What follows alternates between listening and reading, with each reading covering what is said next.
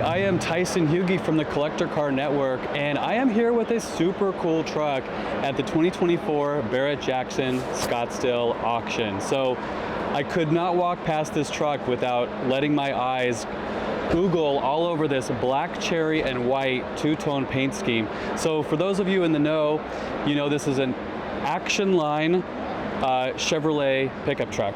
So 1971 model year, it's a short bed, four-wheel drive, powered by a 406 cubic inch V8, paired with a 3-speed automatic transmission. So a couple unique features about this truck, aside from its obviously dazzling appearance on the exterior.